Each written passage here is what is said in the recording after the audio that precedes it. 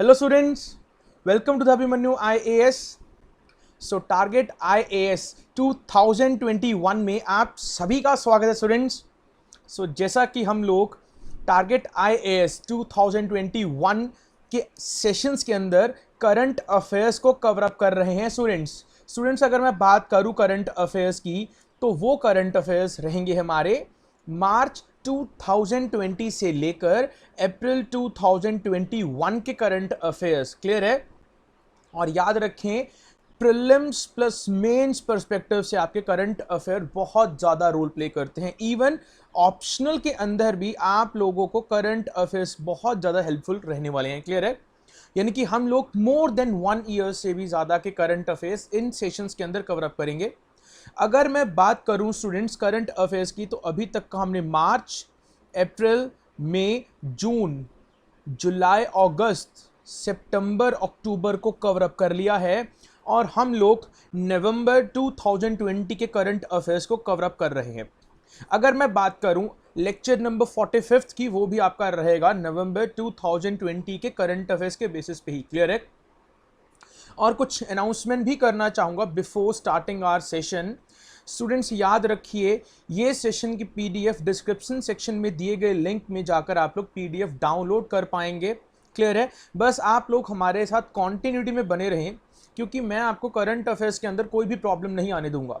और अगर फिर भी कोई भी ऐसा एस्पिरेंट है जिसको करंट अफेयर्स के अंदर कोई प्रॉब्लम आ रही है, कोई पर्टिकुलर न्यूज़ को लेकर या फिर सेशंस को लेकर कुछ प्रॉपरली क्लैरिफाई नहीं हो पाया, तो आप लोग प्लीज़ कमेंट सेक्शन के अंदर ज़रूर लिखिएगा, क्योंकि मैं आप डेली बेसिस पे कमेंट सेक्शंस को देख रहा हूँ, फॉलो कर रहा हूँ। और कोई भी सुनकर प्रॉब्लम रहती है तो वो नेक्स्ट सेशन के अंदर मैं उसके प्रॉब्लम सॉल्व आउट करने की पूरी कोशिश करूँगा। क्लियर है?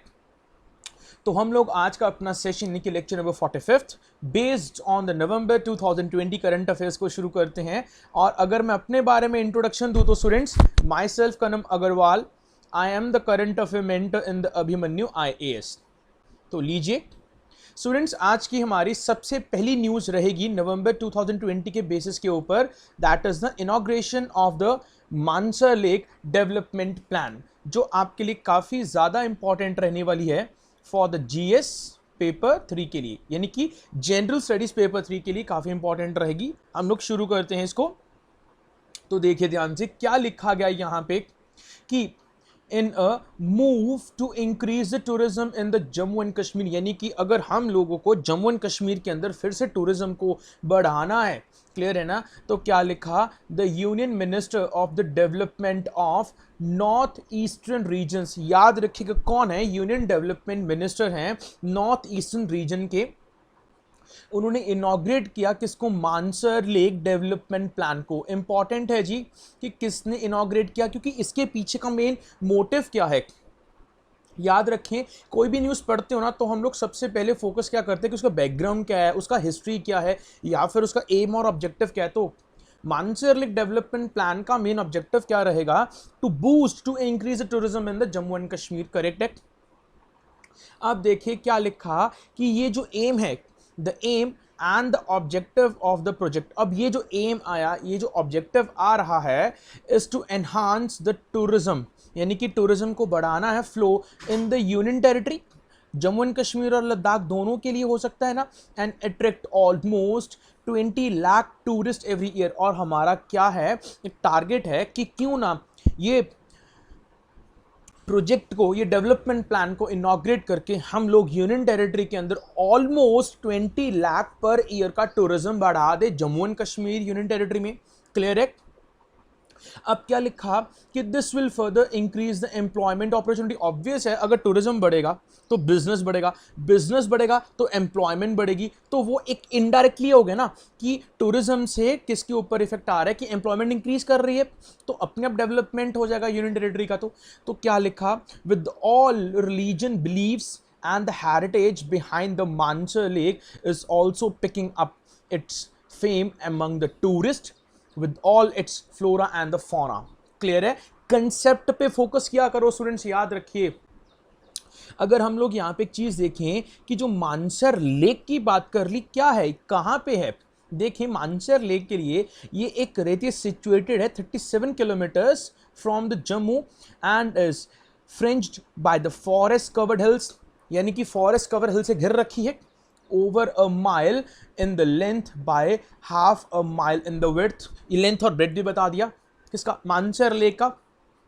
दिन आगे चले तो क्या लिखा गया कि जो सुरिनसर है, याद रखिए ध्यान रखिए, Surinsar Mansar lake are designated, यहां पे ना अब प्रीलिम्स पॉइंट ऑफ व्यू से मैं हाईलाइट कर रहा हूं ये चीज को, याद रखिएगा स्टूडेंट्स, अपने आप में बहुत ज़्यादा क्रूशियल रोल प्ले करती हैं ये चीज़ें आप लोगों के लिए।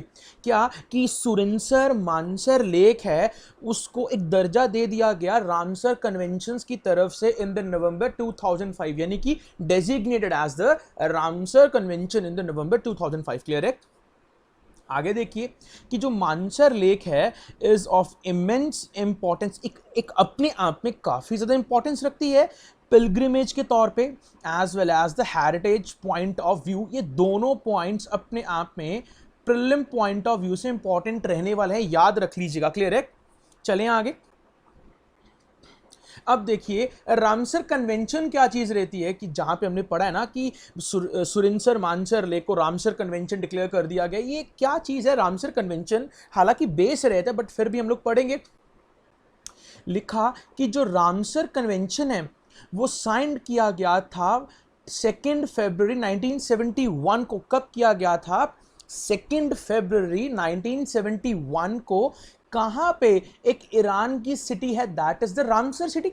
कौन सी? Iranian city of the Ramsar में साइन किया गया था जी। And it is also called convention on the wetland of the international importance, यानी कि आप लोग इसको और भी बोल सकते हो कि ये एक ऐसा कन्वेंशन है, सॉरी, एक ऐसा कन्वेंशन जो वेटलैंड्स के ऊपर आधारित रहेगा ऑफ इंटरनेशनल इंपॉर्टेंस पूरे वर्ल्ड के लिए। और it is only global treaty, ये एक इकलौती ऐसी ग्लोबल ट्रीटी है जो फोकस करती है, जो किस पे फोकस रख रही है? सिंगल इकोसिस्टम के ऊपर। याद रखेगा प्रीलिम पॉइंट ऑफ व्यू से हालांकि चांसेस कम है बट ये चीज इंपॉर्टेंट होनी चाहिए क्योंकि हमें हर एक चीज के बारे में वहां पे नॉलेज लेना बहुत इंपॉर्टेंट रहता है। क्लियर है स्टूडेंट्स यहां तक? इवन क्या लिखा कि it is one of the oldest inter governmental accord, यानी कि ये सबसे पुराना क्या है? इंटर गवर्नमेंटल एकॉर्ड है जो साइन किया गया by the members countries to preserve the ecological character of their wetlands of international importance। ये था एक basic about your Ramsar conventions. Correct? Then after second point बोला गया कि ये एम, इसका बनाने का एम क्या था, ऑब्जेक्टिव क्या था? The aim of the Ramsar list is to develop and maintain an international network, यानी कि पूरे इंटरनेशनल नेटवर्क हमने डेवलप करना है। इसका मेन ऑब्जेक्टिव है रामसर कन्वेंशन का of the wetlands which are important, जो इंपॉर्टेंट रहेंगे फॉर द कंजर्वेशन ऑफ, किसके लिए? ग्लोबल बायोलॉजिकल डाइवर्सिटीज के लिए and for sustaining human life के लिए, बिल्कुल है, through the maintenance of their ecosystem components processes and the benefits. Most important point है क्योंकि ये ऑब्जेक्टिव बता रहे हैं ना रामसर कन्वेंशन का। अब हमारे लिए फिर से इंपॉर्टेंट क्या रहेगा कि भारत के अंदर ऐसे कौन कौन से साइट्स हैं जो रामसर कन्वेंशन डिक्लेयर हो चुके हैं, यानी कि वेटलैंड डिक्लेयर हो चुके हैं। यानी कि भारत के अंदर अभी तक के 39 रामसर साइट्स हैं, याद रखें। मैं हाईलाइट यूज कर रहा हूं फॉर द प्रीलिम्स पर्सपेक्टिव, आप बने रहें बस मेरे साथ। यानी कि भारत के अंदर 39 रामसर साइट्स होने पे भारत टॉप पे आ चुका है, highest in the south Asia. और रिसेंटली क्या लिखा? बिहार का एक कबरतल वेटलैंड जो बिहार के अंदर है and Assam conservation reserves Uttarakhand का have been designated as the Ramsar sites. Correct है? आई होप आपको यहाँ पे कोई प्रॉब्लम नहीं होगी, बट स्टूडेंट्स फिर भी अगर कोई प्रॉब्लम रहती है तो please let me know in the comment section ना। आगे चलते हैं। अब कॉजेस ऑफ डिग्रेडेशन, अब क्या कारण रहेंगे जो डिग्रेडेशन होता है वेटलैंड्स का? कहते major changes in the land, agriculture के लिए जो यूज किए जाएंगे, ग्रेजिंग के लिए, वाटर डाइवर्जन्स के लिए, for the dams, canals, with the infrastructure development are considered to be some of the main causes of loss degradation of the wetlands. Clear है? आई होप यहां तक आपका सभी को क्लियर हो गया होगा. चलें आगे. Shall we move further students? Okay, आगे बढ़ते हैं. अब आगे देखिए, आज की हमारी नेक्स्ट न्यूज रहती है India China on the Brahmaputra. तो ब्रह्मपुत्र नदी को लेकर भारत और चाइना के बीच में क्या हो रहा है, तो देखिए ये आपके लिए इंपॉर्टेंट रहेगा जीएस पेपर 1 के लिए, जीएस पेपर 2 के लिए एंड जीएस पेपर 3 के लिए. याद रखिए ये न्यूज़ काफ़ी लंबी चलेगी और इंपॉर्टेंट भी है, और हम लोग कुछ डाटा ऐड ऑन भी करेंगे इसी न्यूज़ के अंदर. क्लियर है? अब सुने क्या है कि the construction of the several dams, बहुत ज़्यादा डैम बन चुके हैं ब्रह्मपुत्र नदी पे. याद रखें किस पे? ब्रह्मपुत्र नदी पे. और जो ब्रह्मपुत्र नदी भारत के अंदर जानी जाती है ब्रह्मपुत्र नाम से, सिमिलरली ब्रह्मपुत्र नदी को चाइना के अंदर किस नाम से प्रोनाउंस किया गया? जारलुंग इन चाइना. इवन क्या बोला जाता है? जारलुंग जांगपो. जारलुंग जांगपो भी बोला गया चाइनीज लैंग्वेज के अंदर. On the Chinese side has become a repeated cause of concern for the India. अब भारत को बहुत ज़्यादा कंसर्न रहता है क्योंकि चाइना इसके ऊपर एक से ऊपर एक डैम बना रहा है. आप जैसा कि देख पा रहे हैं चाइना ने अभी तक के 3 डैम बना दिए हैं in the Tibet region. Clear है ना? तो ये इंडिया के लिए बहुत कंसर्न है जी. ऑब्वियस कंसर्न रहेगा ना, क्योंकि वाटर जो कॉन्टिन्यूटी में फ्लो करता है वो ब्लॉकेज हो जाएगा. क्लियर है ना? और उससे क्या रहेगा, एक अगर वाटर एकदम से नीचे आता है डैम से, उसकी स्पीड बहुत ज़्यादा बढ़ जाएगी. अगर स्पीड बढ़ जाएगी तो अरुणाचल प्रदेश के अंदर बहुत ज़्यादा इरोजन हो जाएगा. अरे भारत को तो ओवरऑल लॉस ही जा रहा है ना, तो ये चीज़ को लेकर भारत बहुत कंसर्न है, और एक्चुअल कंसर्न भी होना चाहिए हम लोगों को, तो बिल्कुल है ना. तो वो देखते हैं क्या है यहाँ पे लिखा कि एज इंडिया एंड चाइना. अब भारत और चाइना क्या करते हैं? Continue to grow demographically as well as economically aimed increase consumptions among its citizenry. Both nations face water constraints. अब दोनों देश water constraints को face कर रहे हैं and in race to develop new projects in order to overcome them. Correct है? I think यहाँ पे कोई डाउट नहीं होगा. अब मैं ब्रह्मपुत्र की अगर बात करूँ तो देखिए ध्यान से, जो ब्रह्मपुत्र नदी है ना स्टूडेंट्स, वो ओरिजिनेट करती है under the name of Siang और दिहांग. याद रखें किस नाम से? सियांग और दिहांग नाम से ओरिजिनेट करती है. और कहाँ से? कैमयुंगडुंग ग्लेशियर से. कौन सा? कैमयुंगडुंग ग्लेशियर्स कहाँ पे रहते हैं? ये तिब्बत के अंदर प्रेजेंट है. याद रखें कि तिब्बत के अंदर प्रेजेंट है, और of the Kailash range near the Mansarovar lake. Correct है? अब मोस्ट इंपॉर्टेंट रहेगा यहाँ पे, क्योंकि हम लोगों को ज्योग्राफिकली हर एक चीज़ के बारे में नॉलेज होनी चाहिए कि इंडिया का जो हमारा राज्य है, स्टेट है अरुणाचल प्रदेश, वहाँ से ब्रह्मपुत्र सबसे पहले एंट्री लेती है. और कहाँ से? लिखा कि it enters India west of the Sadiya town in Arunachal Pradesh. Most important point रहेगा हमारे लिए. याद रखें प्रीलिम्स पॉइंट ऑफ व्यू से ये चीज़ें इंपॉर्टेंट रहती हैं. हालांकि है बेसिक, बट नॉलेज होना चाहिए आप लोगों को कि ब्रह्मपुत्र कहाँ से ओरिजिनेट कर रही है, इंडिया के कौन से टाउन से सबसे पहले अरुणाचल प्रदेश के अंदर एंट्री कर रही है. क्लियर है? अगर मैं बात करूँ ब्रह्मपुत्र की कुछ सहायक नदियों की ट्रिब्यूटरीज की, तो वो रहेंगी दिबांग, लोहित, सियांग, बुरही, दिहांग, तीस्ता, धनसिरी. क्लियर है? देन आफ्टर क्या लिखा? It is a perennial river. Perennial मतलब सदाबहार कॉन्टिन्यूटी में पानी फ्लो करता है, क्योंकि ये इसका ओरिजिनेशन पॉइंट कहाँ से आ रहे हैं स्टूडेंट्स? ग्लेशियर से. तो ग्लेशियर्स कॉन्टिन्यूसली पानी देते रहते हैं, इरोजन होता है, क्या रहता है, वहाँ से पानी हमेशा कॉन्टिन्यूटी में ओरिजिनेट हो रहा है, तो वो हमेशा पैरेनल रहेंगी, यानी कि सीजनल नहीं है ये ब्रह्मपुत्र आपकी. And has several peculiar characteristics due to its geography and the prevailing climatic conditions. correct है? और क्या लिखा? It is flooded twice annually. ये पूरे साल में 2 बार मैक्सिमम फ्लडेड हो जाती है. और 1 flood is cause by the melting of the Himalayan snow. एक कॉज रहेगा जब हिमालय से बर्फ ज़्यादा पिघल जाएगी गर्मियों के अंदर, एक ये कारण रहता है. और दूसरा रहता है other due to the monsoon flows, या फिर बारिश बहुत ज़्यादा जब भारत के नॉर्थ ईस्टर्न स्टेट्स में होती है तो भी कारण बन जाता है कि ब्रह्मपुत्र के अंदर बाढ़ आ जाए, फ्लड्स आ जाएं. जी बिल्कुल है ना? आगे क्या लिखा कि जो फ्रीक्वेंसी है of these floods have increase and devastating due to the climatic change and its impact on high and low floods. Correct है स्टूडेंट्स यहाँ तक? आई होप यहाँ तक आप किसी को भी कोई डाउट नहीं होगा, अगर है तो प्लीज़ कमेंट सेक्शन में ज़रूर लिखकर बताएं। आगे चलते हैं, क्या लिखा कि these pose a concern for the population food security in the lower riparian states of the India and the Bangladesh. Again important रहता है यहाँ पे, क्लियर है? आई थिंक यहाँ पे कोई डाउट नहीं है स्टूडेंट्स आप लोगों को, क्योंकि हम लोग अभी बेसिक को कवर अप कर रहे हैं। क्लियर है? आगे मूव कर सकते हैं क्या?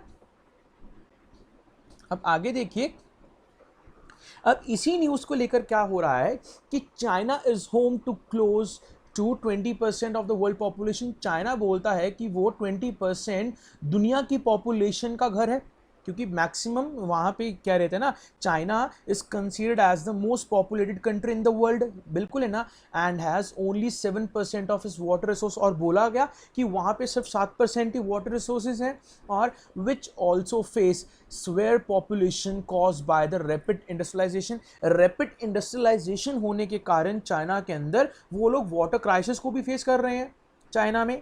यहाँ पे लिखा ना कि विच also face severe population cause, अरे एक मिनट, जस्ट अ सेकेंड, यहाँ पे आई एम सॉरी, यहाँ पे लिखा है कि face severe population cause by the rapid industrialization का इफेक्ट पॉपुलेशन के ऊपर हो रहा है, ये चीज़ यहाँ पे बोली गई है। क्लियर है? देन आफ्टर क्या लिखा कि जो चाइना सदर्न रीजन है, जो चाइना का सदर्न रीजन है वो वाटर रिच है in comparison to the water stress northern part. याद रखेगा कौन सा? चाइना का southern region. And to solve that it plan to link the major rivers. और चाइना क्या बोल रहा है कि वो मेजर रिवर्स को लिंक करेगा इन एरियाज के अंदर with the help of canals, aqueducts and other linking projects to ensure the water security. Correct?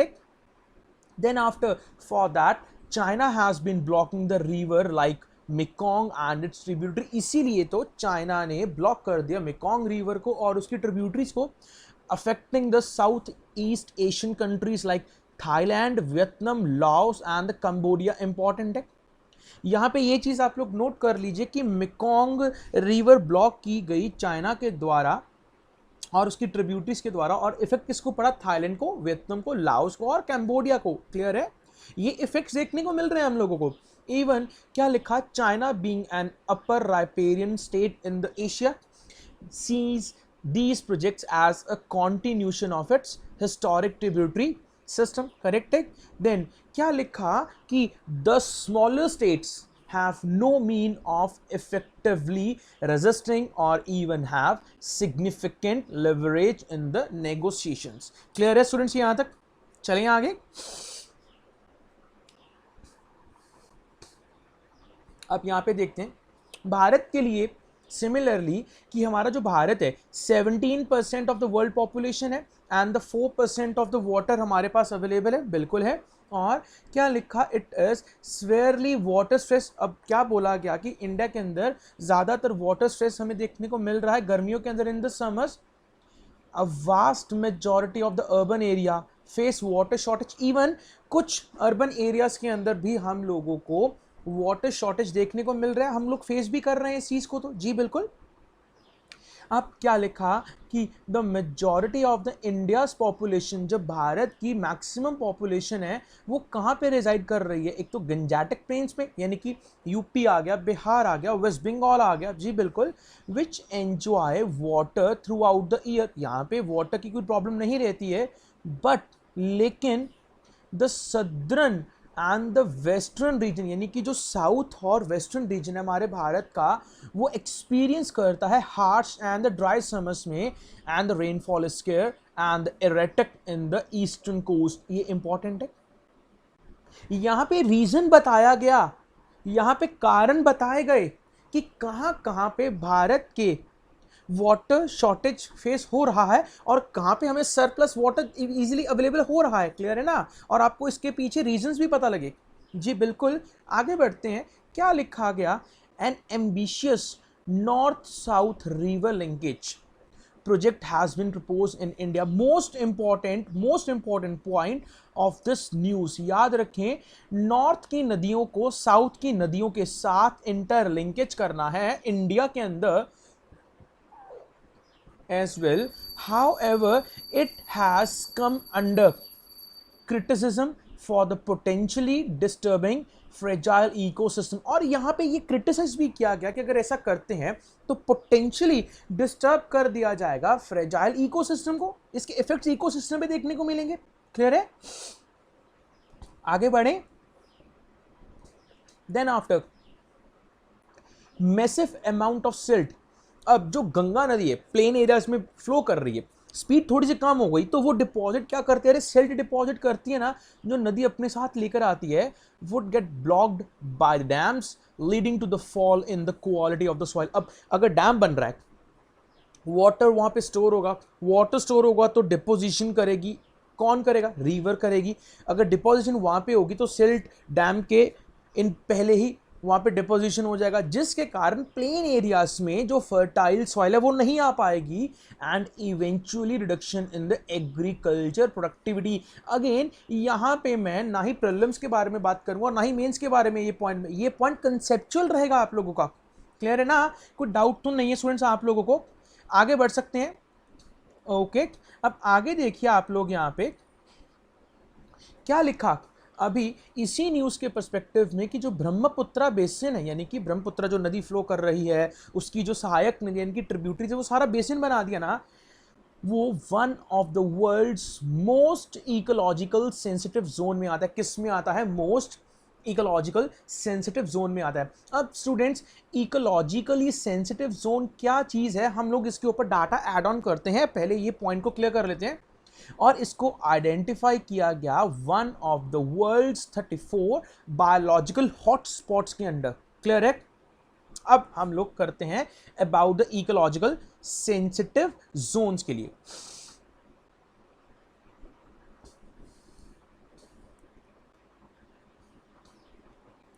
Ecological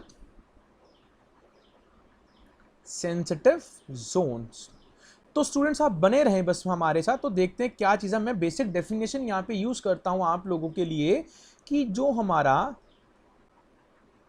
ecological fragile areas भी आप लोग इसी चीज़ को बोल सकते हो, इनकी इकोलॉजिकल सेंसिटिव जोन बोल दो या फिर इकोलॉजिकल फ्रेजाइल एरियाज को बोल दिया गया। ये एक ऐसे एरियाज हैं, are areas within 10 kilometers around protected areas, national parks. आप देख रहे हैं प्रोटेक्टेड एरियाज हो गए हैं, नेशनल पार्क्स हो गए हैं, एंड कहां पे? वाइल्ड लाइफ सेंचुरीज में। क्लियर है? अब अगर इसी के लिए डाटा थोड़ा सा और ऐड ऑन किया जाए तो क्या बोला गया कि दीज आर नोटिफाइड। अब इसको नोटिफाई कौन करता है कि ये हमारे इकोलॉजिकल फ्रेगाइल एरियाज हैं या फिर सेंसिटिव जोन्स हैं? ये नोटिफाई किया गया by ministry of environment, forest and climate change के द्वारा। यह मंत्रालय था। क्लियर है? इवन और किसके द्वारा? भारत सरकार के द्वारा, गवर्नमेंट ऑफ इंडिया। अरे under the environment protection act, that is the 1986। Clear है स्टूडेंट्स? यहां पे कोई डाउट तो नहीं है? तो ये एक बेसिक डेफिनेशन है about the ecological fragile areas के द्वारा। क्लियर? आगे बढ़ते हैं हम लोग। अब इसी को देखते हैं आगे। यहां पे क्या लिखा? जो ये रीजन है वो सेवरल स्पीशीज से भरे हुए हैं of flora and the fauna which are endemic to only this part of the world. Correct है यहां पे? इवन क्या लिखा गया कि the Kaziranga national park important है, याद रखें, the Kaziranga national park houses 35 mammalian species, out of which 15 are listed as a threatened in the IUCN red list. Clear है? देन आफ्टर और क्या है कि द रिवर इटसेल्फ, अब यही नदी ब्रह्मपुत्र नदी अपने आप में ये गंजेटिक रिवर डॉल्फिन का भी घर है, बिल्कुल, which is listed as critically endangered. जी बिल्कुल। Then students, what do you know about the IUCN? तो इसके ऊपर भी एक बार थोड़ा सा आप लोग data, short data add on कीजिए प्लीज, क्योंकि हमारे पास कभी ऐसी न्यूज रहती है ना जो काफी इंपॉर्टेंट रहता है, उसके ऊपर डाटा ऐड ऑन करना।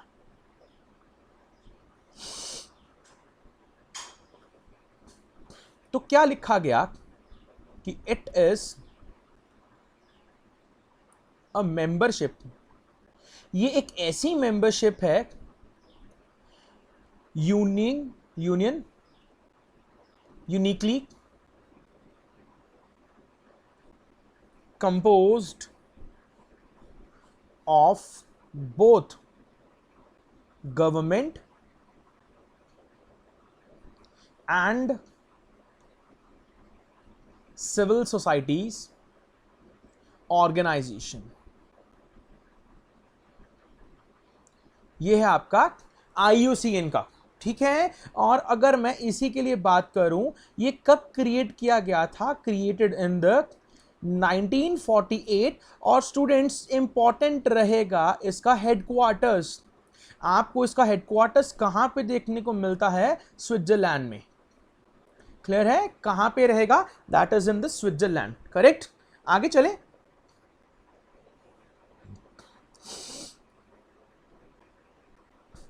अब देखें यहां पे क्या लिखा, डैमिंग दिस पेरिनल रिवर।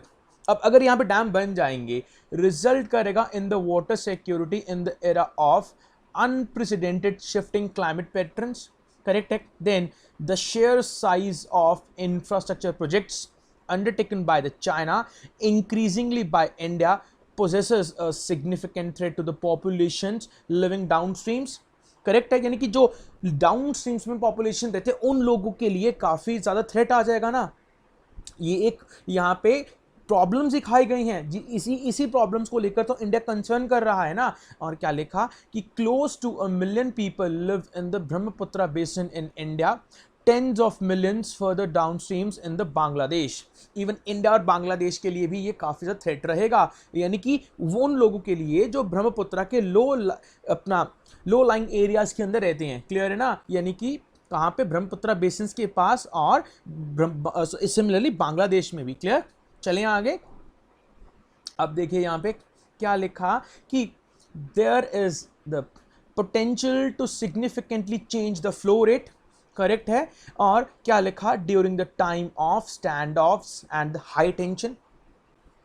अब क्या लिखा गया कि during the 2018 Doklam border standoff, जो डोकलाम की प्रॉब्लम आई थी बिटवीन इंडिया एंड चाइना को लेकर, between India and China stop the communication of the water flow level. यानी कि चाइना ने स्टॉप कर दिया था कम्युनिकेशन किसका? वाटर फ्लो लेवल का, from its dams, effectively rendering India blind to floods during the standoff। Clear? ये उस समय की बात है जब इंडिया और इंडिया एंड चाइना के बीच में प्रॉब्लम हो गए थे बिटवीन द डोकलाम एरिया में। क्लियर है ना? या फिर डोकलाम एरिया को लेकर। देन आफ्टर क्या लिखा कि with India China relationships hitting its lowest point since the 1962 war, border infrastructures has come under intense scrutiny। Clear है ना? Alternative solutions to solving the water crisis which have to adopt it in order to neutralize this ticking water bomb, correct है। तो कोई और रास्ता, कोई और alternate solution भी निकालना चाहिए। और क्या बोला गया? ये बोला गया है कि अपना कंक्लूजन्स किस तरीके से मुद्दा सुलझा सकते हैं हम लोग। इवन बोथ नेशंस यानी कि भारत और China must cease new construction on the river and commit to potentially less destructive solutions like the building a decentralised network of check dam, rain, capturing lakes and using traditional means of the water capture। यहाँ पे ये चीज़ बोली गई है। I think कोई doubt नहीं होगा students आप लोगों को, बट फिर भी कोई प्रॉब्लम रहती है तो प्लीज़ कमेंट सेक्शन में आप लोग ज़रूर लिख कर बताइएगा। ओके, हम लोग आगे बढ़ सकते हैं।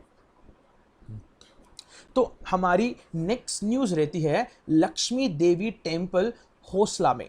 ये इंपॉर्टेंट रहेगा अपने आप में for the GS paper 1। Shall we start students? अब देखिए यहां पे क्या चीज होती है।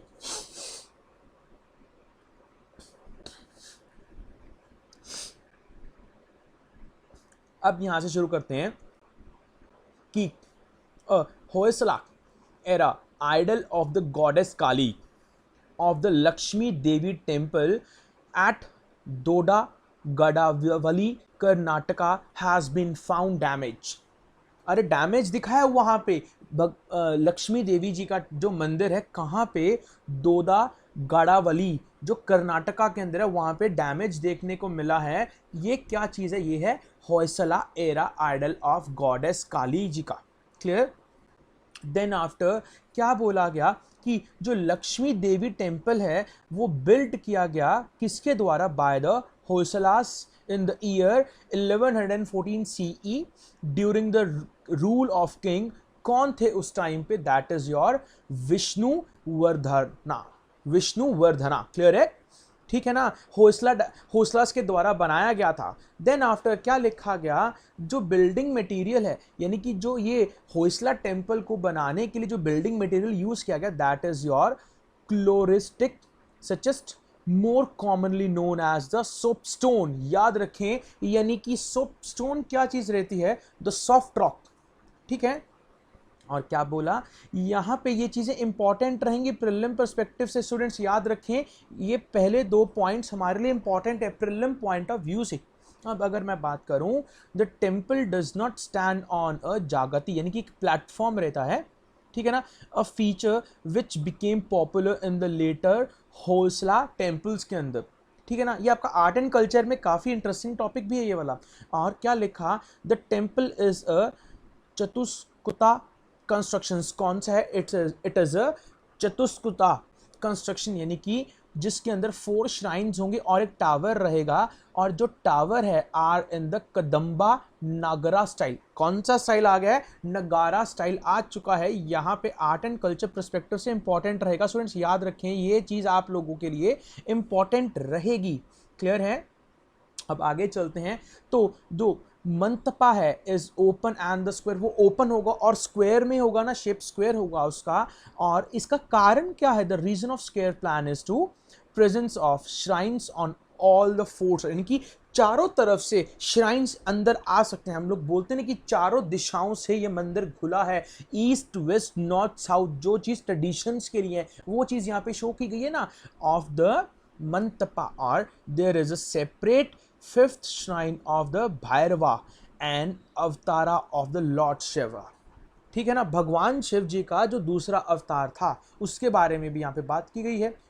देन आफ्टर क्या लिखा? द मेन डाइटी कौन है? Goddess Lakshmi, whereas all Hoysala temples are dedicated. अब ये सारे के सारे डेडिकेटेड किए जाते हैं आइदर लॉर्ड भगवान विष्णु जी को या फिर लॉर्ड भगवान शिव को, and in some cases to the Jains.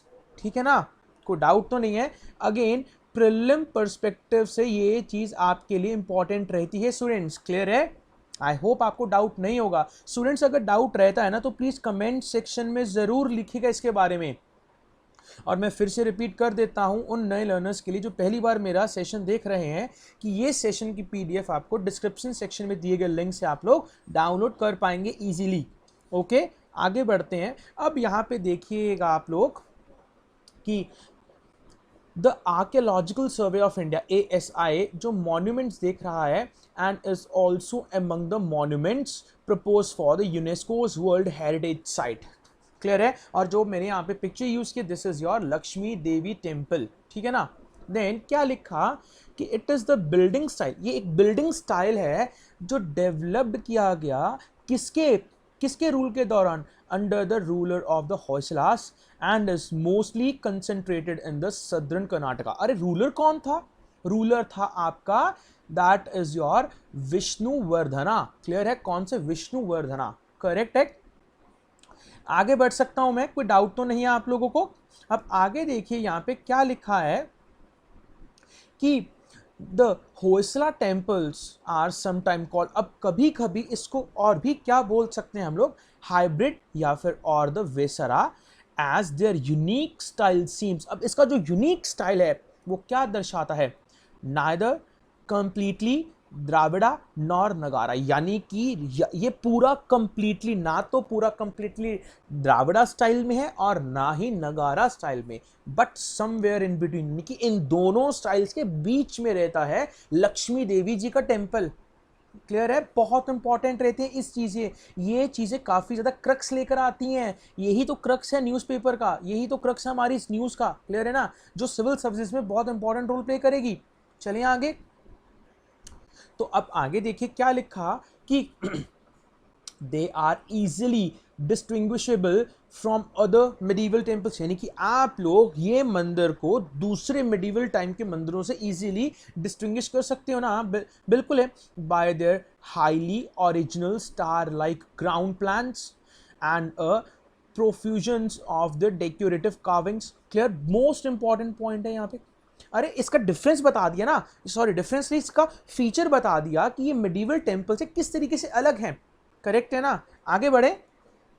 अब आगे क्या लिखा है स्टूडेंट्स, देखिए ध्यान से, क्या लिखा कि ये जो टेम्पल है, the temples instead of consisting of a simple inner chamber with its pillared hall contain multiple shrines मिलेंगे, group around a central pillar, जो सेंट्रल पिलर के अराउंड ग्रुपिंग किया हुआ है हॉल के अंदर, and laid out in the shape of intricately designed star. ये यहां पे फीचर बताया गया इसका, किसका? अरे टेम्पल का, लक्ष्मी देवी मां का टेम्पल का, जो होयसला में है।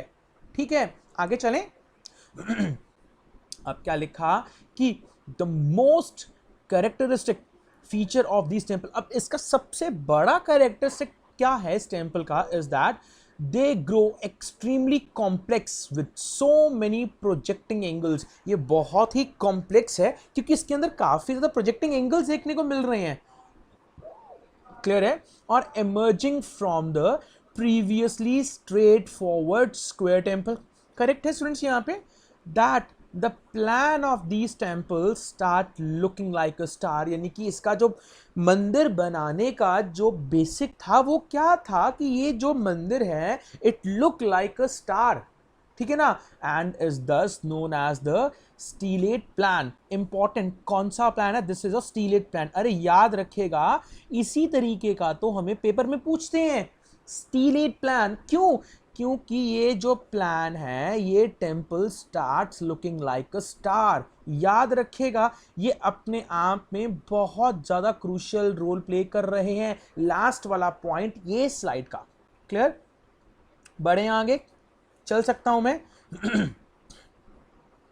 अब आगे देखिए, यहां पे इस न्यूज को लेकर ही क्या चीज बोली गई है कि जो होयसलेश्वरा, यानी कि the lord of the Hoysalas हैं, ठीक है ना, टेम्पल एट, कहां पे? At Halebid Karnataka, was built in the dark such a stone by the Hoysala king in the 1150 AD। Most important point रहेगा प्रीलिम पर्सपेक्टिव से, यानी कि जो होयसलास के लॉर्ड थे, that is the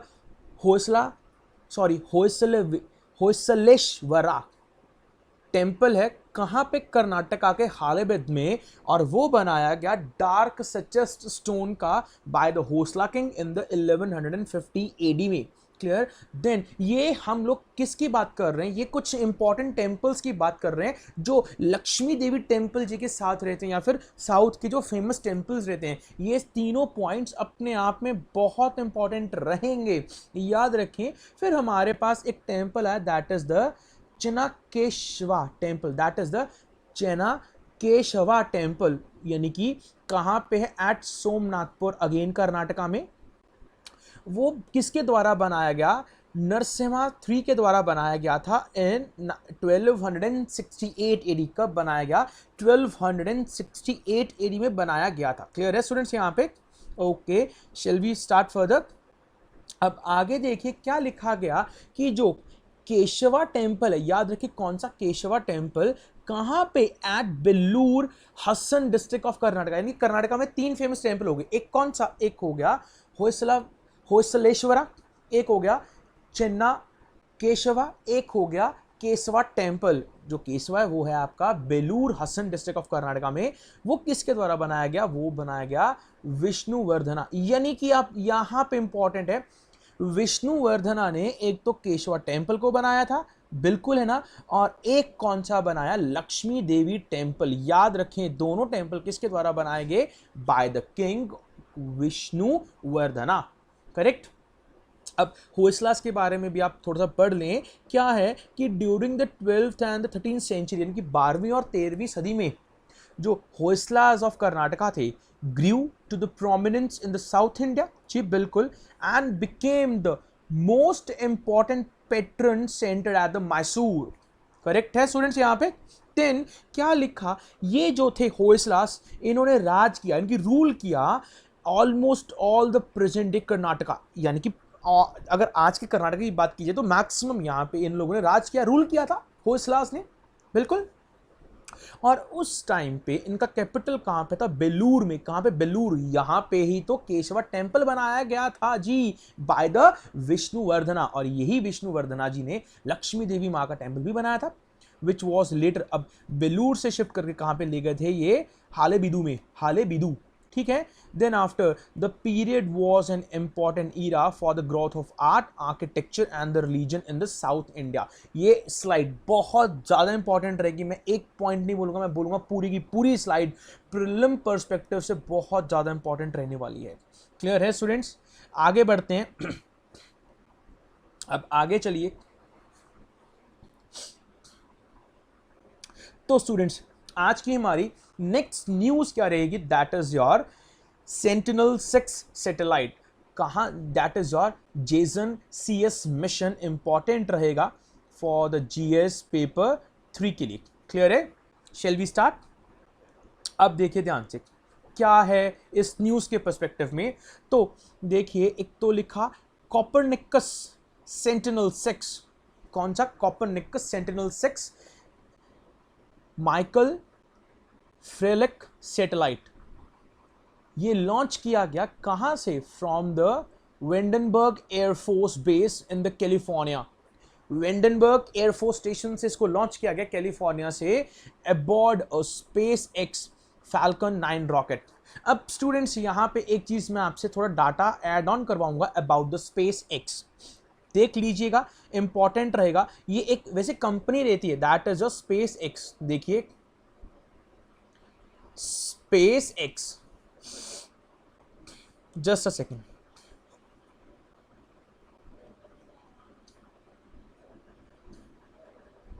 SpaceX, clear है। तो क्या है लिखा गया, अ स्पेसक्राफ्ट, कौन सा, that is the crew dragon. याद रखें कौन सा है, क्रू ड्रैगन, जो बिल्ड किया गया बाय दिस कंपनी। अरे कौन सी कंपनी, अरे कंपनी है, यानी कि SpaceX की बात कर रहा हूं मैं यहां पे, ठीक है ना। उन्होंने हैज सक्सेसफुली कैरिड एस्ट्रोनॉट किसके, ऑफ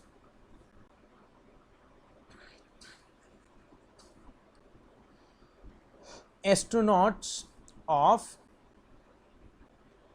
National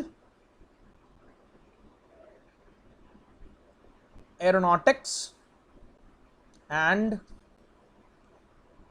Space Administration, यानी कि नासा की बात की गई है स्टूडेंट्स यहां पे, national aeronautics and the space administration,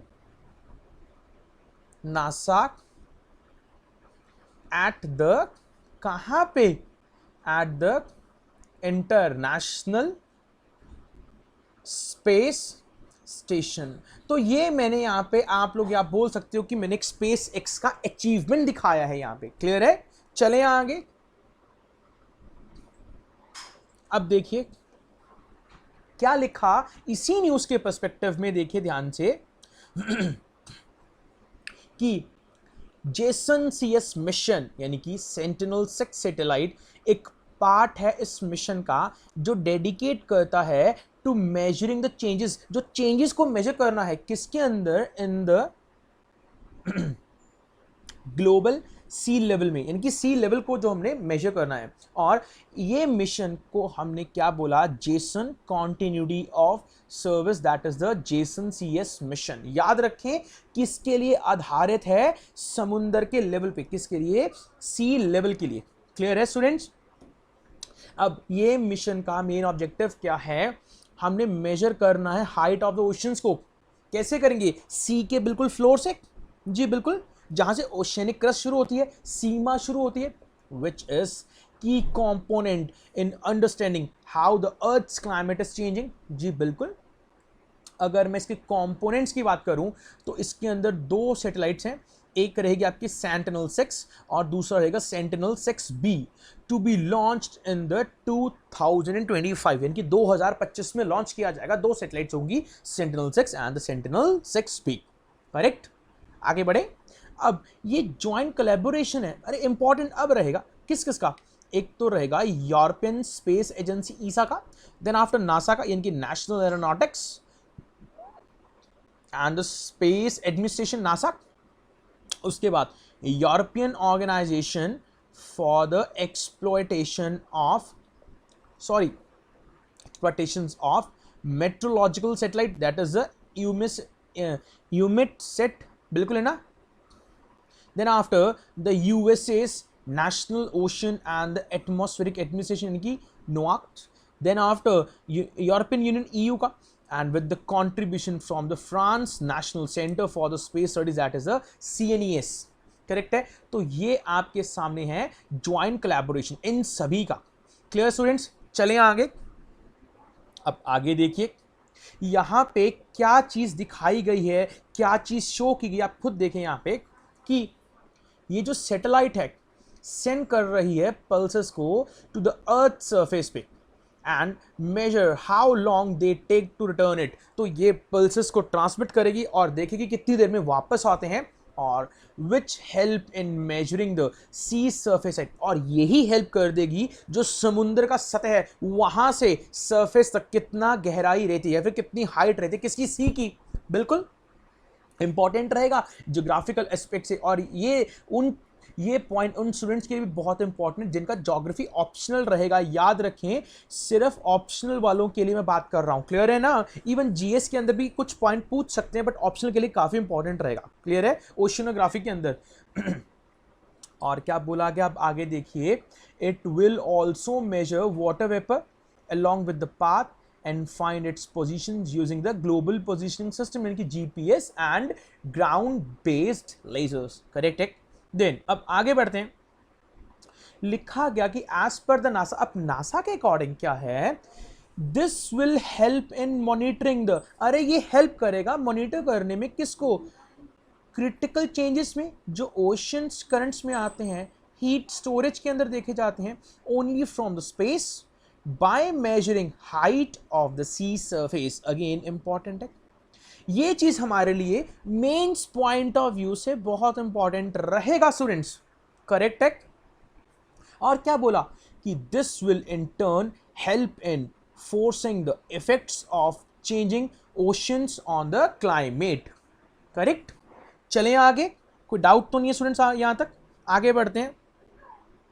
अब देखिए इसके सिग्निफिकेंस क्या है, तो देखिए ध्यान से, एक तो इंश्योर करता है continuity of the sea level observations को, देन आफ्टर हमें समझाएगा, अंडरस्टैंडिंग में हेल्प करता है कि how the ocean stores and the distributes heat, water, carbon in the climate system.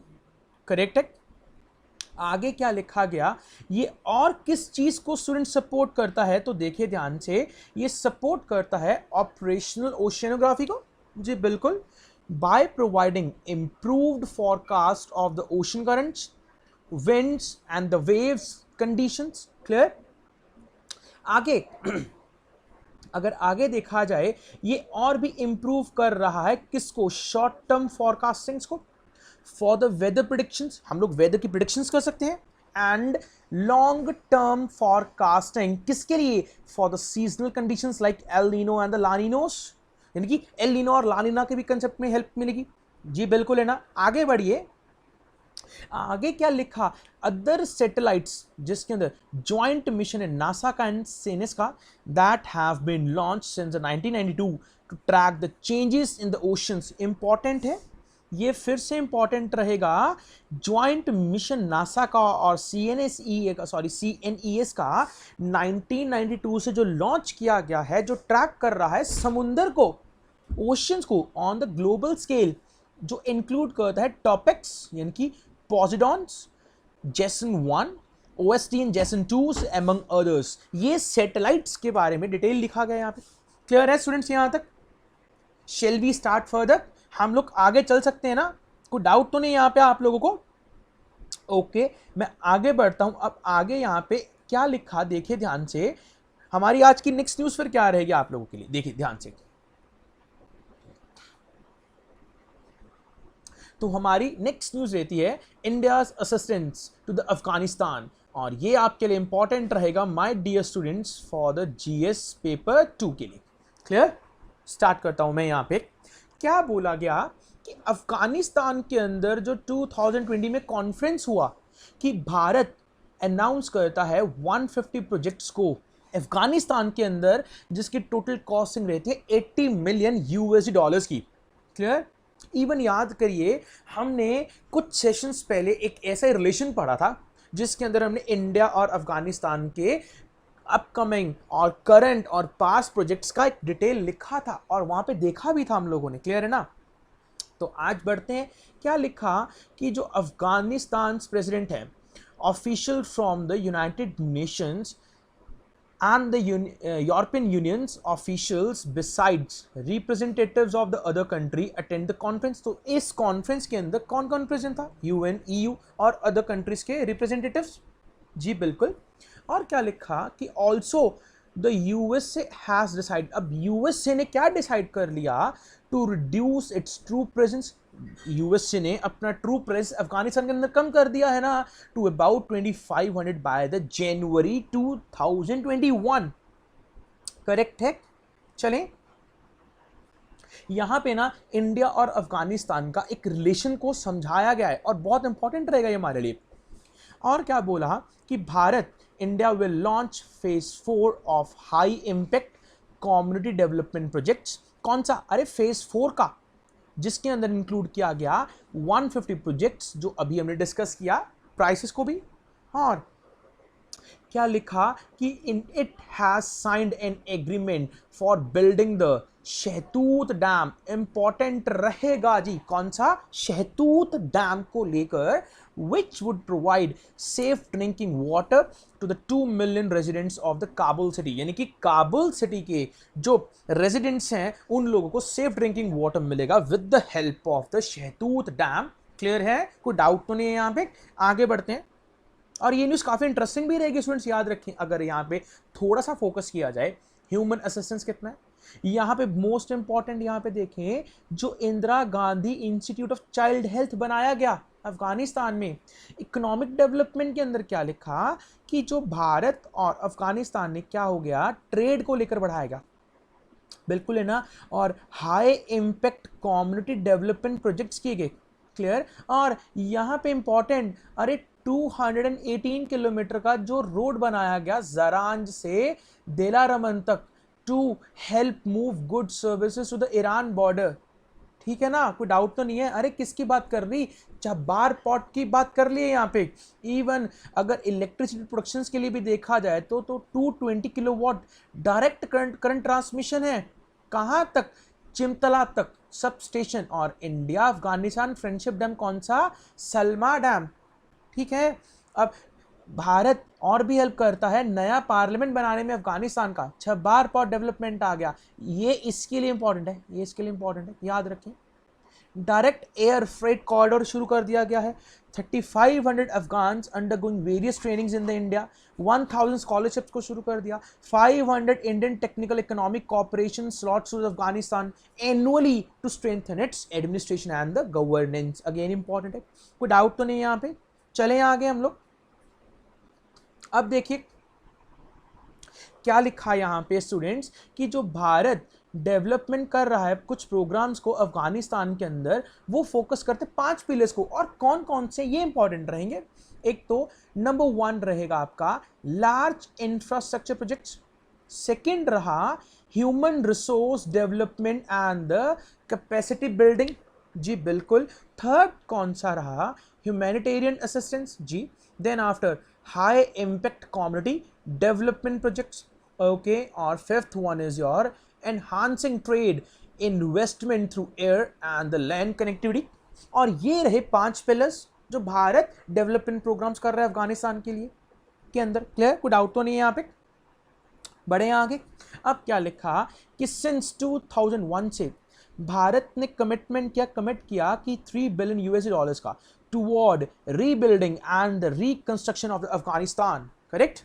अब नेक्स्ट कि during the Taliban years from 1996 से 2001 तक, यानी 5 साल तक इंडिया ने, भारत ने इन्वेस्टमेंट नहीं किया अफगानिस्तान में।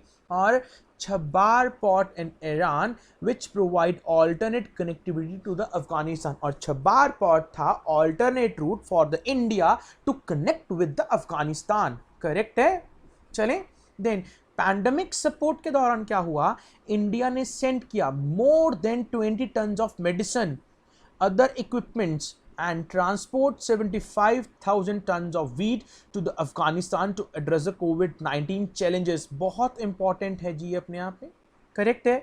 आगे बढ़े। अब देखिए यहाँ पे क्या चीज लिखी स्टूडेंट्स यहाँ पे कि जो भारत सरकार है, इंडियन गवर्नमेंट ने डिसीजन लिया कि हम लोग अफगानिस्तान के फ्यूचर के लिए इन्वेस्ट करेंगे, where the Taliban is set to play a dominant role in being seen as a major departure from the past.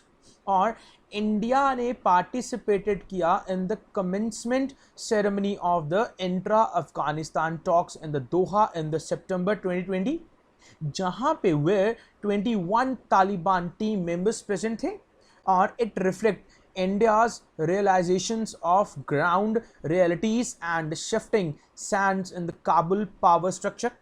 Correct है। देन इसके बाद February 2020 में the USA and the Taliban sign an agreement. USA और Taliban ने एक agreement sign किया दोहा में, जो कतस कैपिटल है।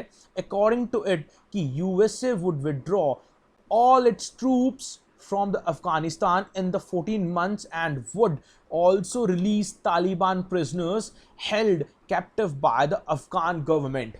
ये था यूएसए और तालिबान के एग्रीमेंट्स में। ठीक है। चले आगे। अब इन रिटर्न, अब इसके रिटर्न में तालिबान एश्योर्ड करेगा that they would not allow transitional jihadist organisation such as al Qaeda and other Islamic states to use Afghan as their base, and committed to start direct talk with the Afghan government which began in the September 2020। important role play कर रहा है ये वाला। ठीक है। आगे बढ़ते हैं।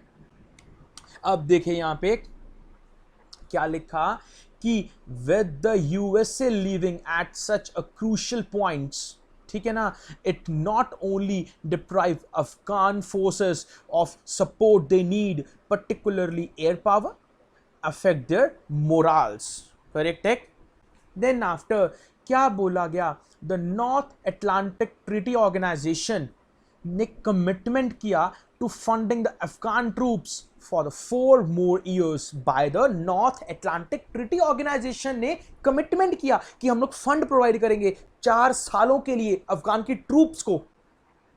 ठीक। आगे the Taliban who were ousted from power in the 2001 after the USA invasions have since been fighting both foreigner troops and the Afghan government।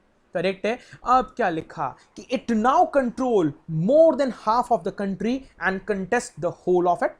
Okay, then second last point में लिखा कि since the agreement was sign, हालांकि agreement sign हो गया, the Taliban have conducted more than 13,000 attacks nation wide.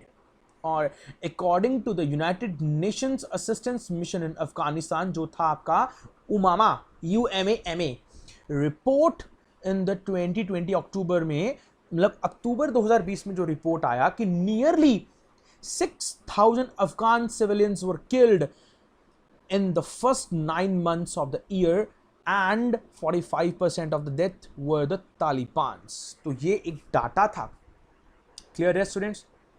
अब student जैसा कि आप देख पा रहे हैं हमारे पास न्यूज़ इससे भी आगे पड़ी है, but due to the time मैं आज का सेशन यहीं तक एंड करता हूं और आशा करूंगा कि आपको ये वाला सेशन भी काफ़ी अच्छा लगा होगा। क्लियर है स्टूडेंट्स? Thank you.